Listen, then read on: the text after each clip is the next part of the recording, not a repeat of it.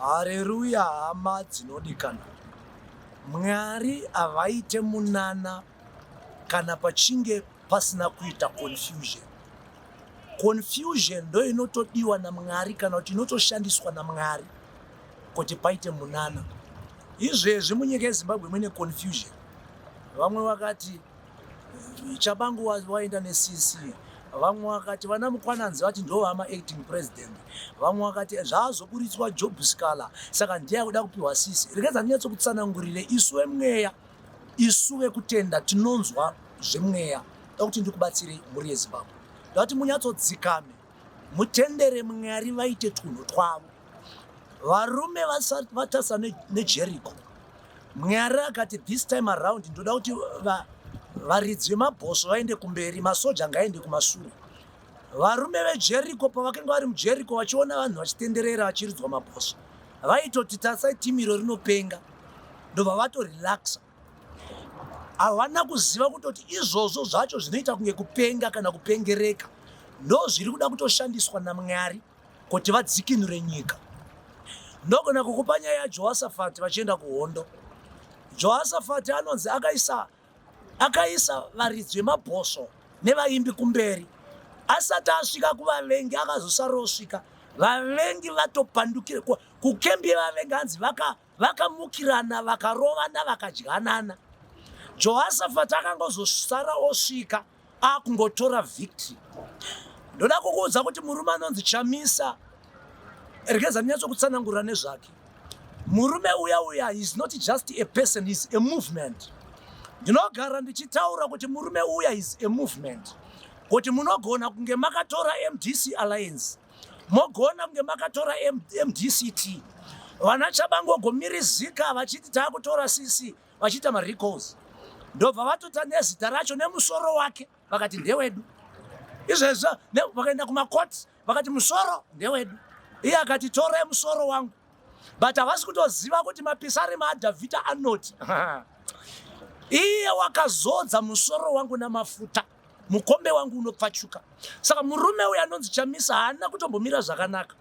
Ukaona munhu wekuti anokusira chinhu chaakatanga, iye obva aramba akanyarara, munhu akadaro hasi right.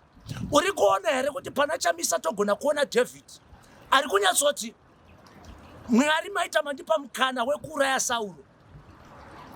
Mukana wekuuraya Sauro chete anawo, but ari kutadza kuuraya Sauro.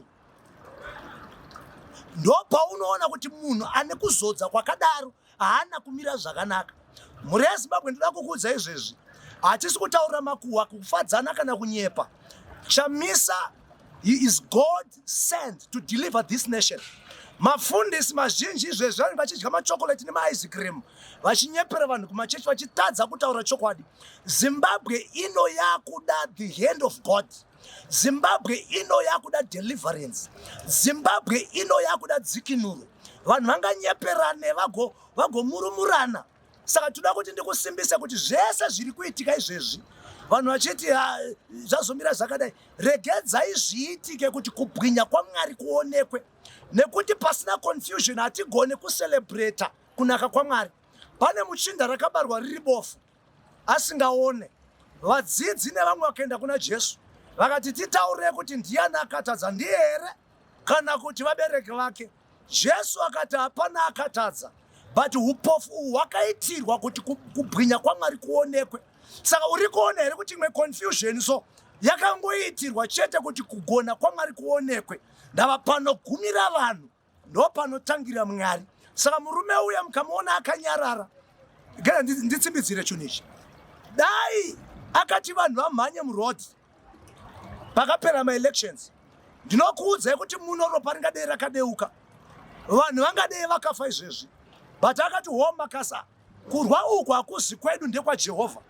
Hapana akanonzi akaurawa, hapana anonzi akapinda murodhi akapfurwa nepfuti. And peace was maintained. Saka hakuna munhu waMwari anomaintaina peace.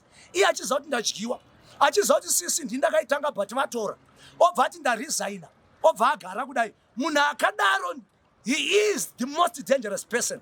Saka ndoda kukuudzai ndichitsimbidzira kuti shoko rechiprofita ratakaudzwa naMwari pamavambo kuti a great new Zimbabwe is coming.